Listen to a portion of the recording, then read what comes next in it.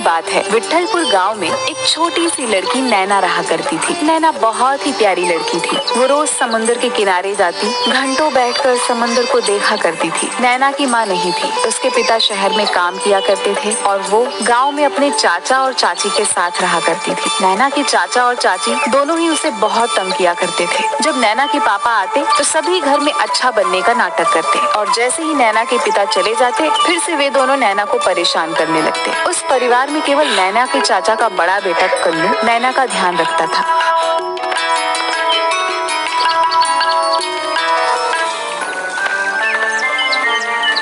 नैना, तुम रोज यहाँ शाम को बैठ जाती हो, ऐसा क्या अच्छा लगता है समुद्र में जो तुम यहाँ यूं ही घंटों तक बैठी रहती हो? मुझे यहाँ पर बैठकर मछलियों को देखना अच्छा लगता है। मुझे भी उनकी तरह पानी में तैरना है।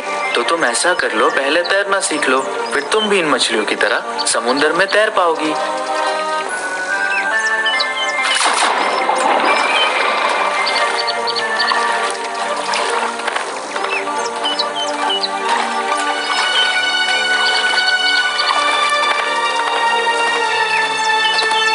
नैना, उठी नहीं क्या? कितना काम पड़ा है, जल्दी उठ। इस घर में तो मुझे सिर्फ नौकर बनाकर रखा हुआ है। ओ महारानी, उठ भी जाओ।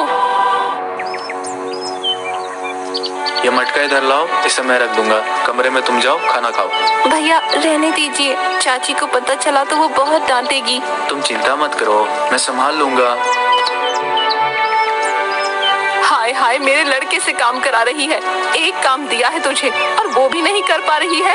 सुन कन्नू, तू ना इसकी बातों में मत आया कर, समझा?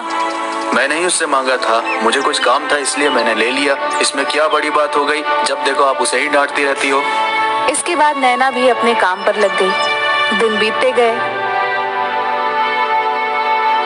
अब नैना 18 साल की सुंदर कन्या में बदल गई और अब वो भी मछलियों की तरह तैरने में माहिर हो गई थी।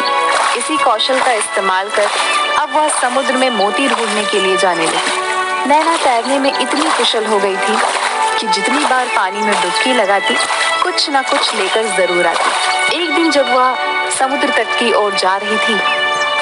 और बता मेरी जलपरी, आज क्या मिला तुझे? ये देखना भाई, कितने सारे मोती। मुझे एक बात समझ नहीं आती, हम भी तो तेरी तरह तैरते हैं लेकिन हमें तो कभी इतने सारे मोती नहीं मिलते। क्योंकि आप इन सब चीजों के लिए पानी में जाते हो और मैं पानी में खुद को पाने के लिए। और पानी की दुनिया इतनी सुंदर है कि मेरा मन करता है काश मैं भी मछली ही होती और वहाँ जितना चाहती उतना रह पाती। वाह रे मेरी जलपरी, अब घर चल, माँ इंतजार कर रही होगी।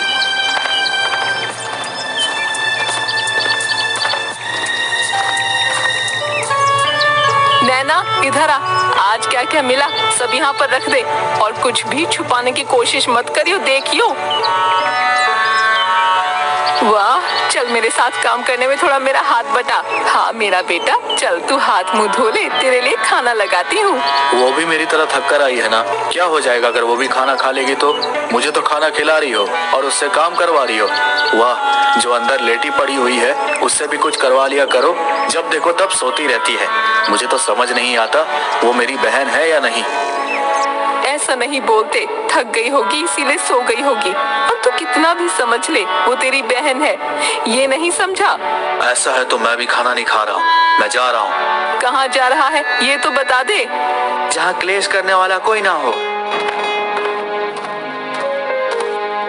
देखो तो आजकल के बच्चे कैसे मुंह चला रहे हैं। तेरी वजह से हुआ है मेरे बच्चे को, जब देखो भड़का के रखती है। चल अब मुंह क्या देख रही है, काम कर। एक दिन जब वह समुद्र तट की ओर जा रही थी तभी उसे एक लड़की मिली। दीदी, क्या आप मुझे तैरना सिखाओगी? मुझे भी आपकी तरह तैरना है।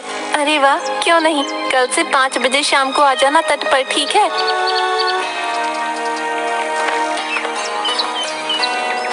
दीदी मैं आ गई। आओ आओ, सबसे पहले हमें सांसों को अपने नियंत्रण में करना है, इसीलिए तुम रोज थोड़ा थोड़ा सांस रोकने का कार्य करोगी। और जब तक मैं न कहूँ तब तक पानी में मत जाना, अकेले जाने में खतरा है। ठीक है दीदी। इसी तरह 5 बजे से नैना उसे सिखाती और 6 बजे घर चली जाती। एक दिन जब वह घर जा रही थी उसने देखा कोई दर्द में चिल्ला रहा है। वह उस आवाज के पीछे गई। उसने वहां एक जलपरी देखी। जलपरी, क्या हुआ तुम्हें? डरो मत, मैं कुछ नहीं करूंगी।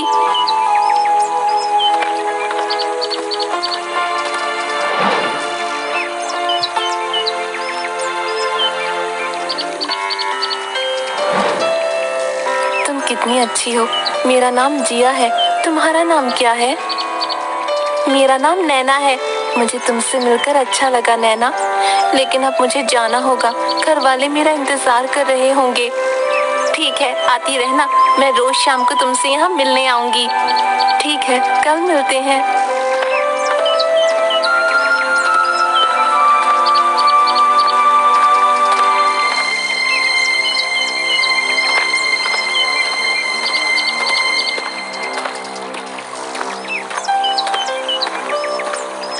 नैना कैसी हो? मैं ठीक हूँ, तुम कैसी हो? मैं भी ठीक हूँ। तुम्हारी चोट कैसी है? मैं अब ठीक हूँ नैना। तुम जल परी हो, तुम्हारे लिए पानी में सांस लेना कितना आसान है। और एक मैं हूँ। देखो नैना, हर किसी में कोई ना कोई गुण जरूर होता है। जैसे तुम जमीन में जहाँ चाहो वहाँ जा सकती हो, लेकिन मैं नहीं, क्योंकि ऊपर वाले ने हमें हमारी जरूरत के हिसाब से अलग अलग बनाया है। इसलिए तुम दुखी मत हो। और बात पानी में सांस लेने की है तो मैं तुम्हें कुछ दे सकती हूँ जिससे तुम पानी में सांस ले सकती हो। क्या सच में ऐसा हो सकता है? क्यों नहीं? क्या तुम हमारी दुनिया में आना चाहोगी नैना? क्यों नहीं? कल सुबह सुबह सूरज उदय होने से ठीक थोड़ी देर पहले आना, मैं तुम्हें लेने आ जाऊंगी। ठीक है। वैसे तुम्हारे बाल कितने मुलायम हैं और तुम्हारी पूंछ भी।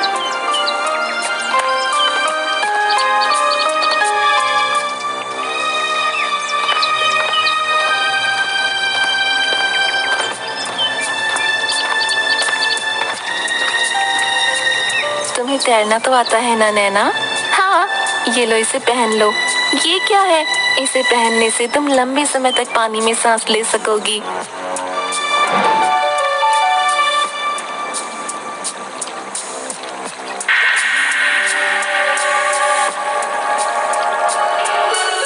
तुम्हें पता है, मैं हमेशा से मछली बनना चाहती थी ताकि जितना चाहूँ उतना पानी में रह सकूं। तुम्हें पता है, मेरा भाई तो मुझे जल परी बुलाता है। इस लॉकेट की वजह से तुम कभी भी जब चाहो पानी में आ जा सकती हो।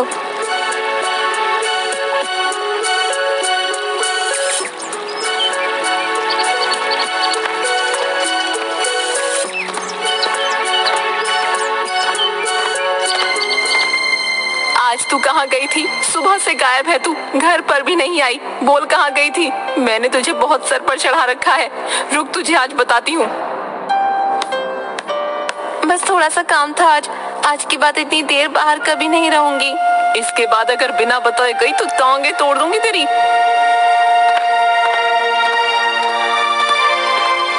अजी सुनिए ना, ये जाती कहाँ है? रोज शाम को बाहर जाती है और देर से वापस आती है। कहीं कुछ छुपा तो नहीं रही हमसे? हाँ, ये तो मैं भी सोच रहा हूँ। बहुत दिनों से समुद्र से कुछ ला भी नहीं रही, कहीं खुद ही बेचकर पैसे तो जमा नहीं कर रही। सुनिए जी, आप ऐसा करिए, हम इसे कल जहाँ जाना चाहती है वहाँ जाने देंगे और आप इसका पीछा करना ताकि देखें तो ये क्या गुल खिला रही है। ठीक है, कल पता चल जाएगा महारानी करती क्या है।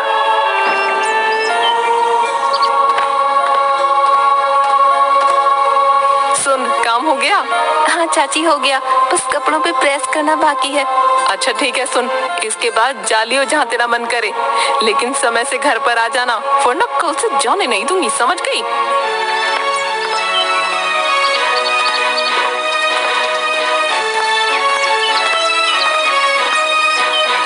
ये चोट कैसे लगी तुम्हें? वो मैं गिर गई थी। तुम्हारी चाची ने मारा है ना? तुम्हें कैसे पता? हम चोट देखकर उससे जुड़ी यादों को महसूस कर सकते हैं। ऐसा करते हैं, पानी में चलते हैं, किसी ने देख लिया तो मुसीबत हो जाएगी। ठीक है, लेकिन मैं जल्दी बाहर आ जाऊंगी। घर जल्दी नहीं पहुंची तो चाची मारेगी। ठीक है।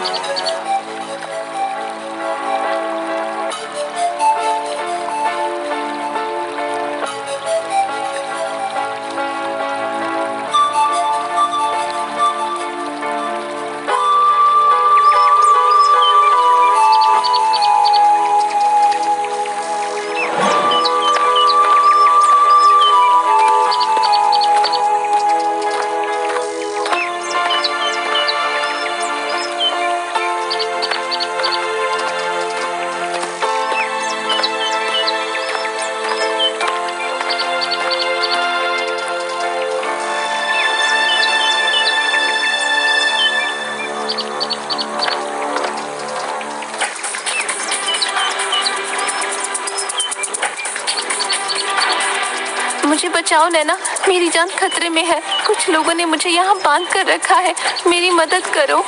जिया तुम कहाँ हो? मुझे नहीं पता, पर यहाँ बहुत से लोगों के आने जाने की आवाज सुनाई दे रही है।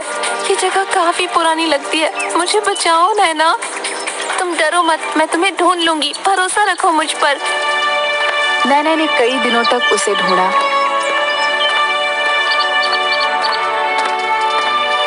पर उसे जिया कहीं नहीं मिली। एक दिन वो और उसकी चाची मछली खरीदने बाजार आए थे। तभी उसकी नजर पीछे खंडहर घर पर पड़ी। जिया ने कहा था कि वो जगह पुरानी है, कहीं जिया यहाँ तो नहीं। मुझे एक बार कैसे भी करके वहाँ जाना चाहिए। चाची मैं भी आती हूँ। कहाँ जा रही है? बस वो सब्जी एक ठेले पर भूल गई, उसे अभी लेकर आती हूँ। एक काम ठीक से नहीं होता, जा जल्दी लेकर आ। इसके बाद नैना उस खंडहर के अंदर गई। तभी जिया ने देखा कि कहीं से पानी आ रहा है। नैना अंदर जाने लगी तो उसने देखा कि जिया को किसी ने बांध के रखा है और तुरंत जिया के गले लग गई। जिया के हाथ खोल दिए। तब तक वहाँ पर उसके चाचा आ गए। इसे यहाँ छोड़कर चली जा नैना, मैं तुझसे इस जल परी के लिए नहीं लड़ना चाहता। चाचा ये आप क्या कर रहे हो? आपने इसे क्यों बांधा है? तू नहीं जानती नैना, पूरी दुनिया को पता चल जाएगा कि मैं वो पहला इंसान हूँ जिसके पास जल परी है। तू सोच, उसे देखने के लिए कितने लोग पागल हो जाएंगे और मैं बन जाऊंगा यहाँ का सबसे अमीर आदमी। ऐसा मत करो चाचा, ये भी हमारी ही तरह है। इसे रहने दो, इसको अपने फायदे के लिए इस्तेमाल करना सही नहीं है। आप इसे जाने दीजिए। मैंने बोला ना चली जा, समझ नहीं आता तेरी। घर जाके चाची से इतनी मार पड़वाऊंगा कि याद रखेगी, समझी?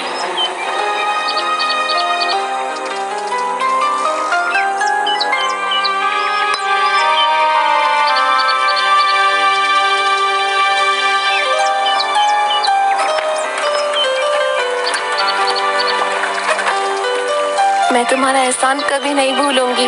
आज से तुम्हारी हर मुश्किलें ये लॉकेट हल कर देगा। लेकिन मेरे चाचा को तुम्हारे बारे में कैसे पता चला? उस दिन जब हम पूरा दिन साथ थे, उसके कई दिनों तक नहीं आई मैं। हर रोज तुमसे मिलने आती थी। इस वजह से एक दिन तुम्हारे चाचा की नजर मुझ पर पड़ गई और उन्होंने धोखे से मुझे पकड़ लिया। अब मुझे जाना होगा। पिताजी ठीक कहते हैं कि दुनिया हम जैसों के लिए नहीं बनी है, इसीलिए आज के बाद मैं यहाँ कभी नहीं आऊंगी। लेकिन तुम्हें मुझसे जब भी मिलने का मन करे तुम आ जाना। इस लॉकेट को संभाल कर रखना, समझी? ठीक है।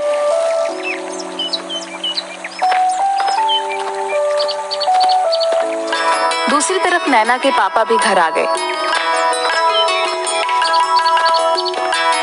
नैना ने अपने पापा को सारी बात बता दी। नैना के पिताजी ने पुलिस को फोन किया।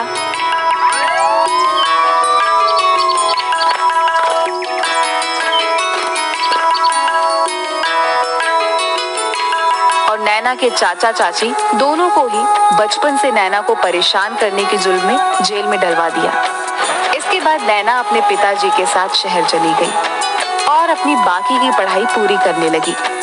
लेकिन जब भी नैना गांव आती, समुद्र के किनारे जलपरी से जुड़ी अपनी यादों को याद करती। क्या वो जानती थी कि अगर फिर से वो जिया से मिली तो फिर से कोई ना कोई उसे नुकसान जरूर पहुंचाएगा। कभी कभी आप कुछ रिश्तों की सलामती उनके अपने पास होने से ज्यादा चाहते हैं। उस वक्त आप उनके दूर होने से भी खुश होते हैं, क्योंकि आप उन्हें कोई भी तकलीफ पहुंचते हुए नहीं देख सकते। इसलिए हमारी नैना उस जगह पर जाती और अपनी प्यारी सी दोस्त को महसूस करके वापस जिंदगी में लौट आती।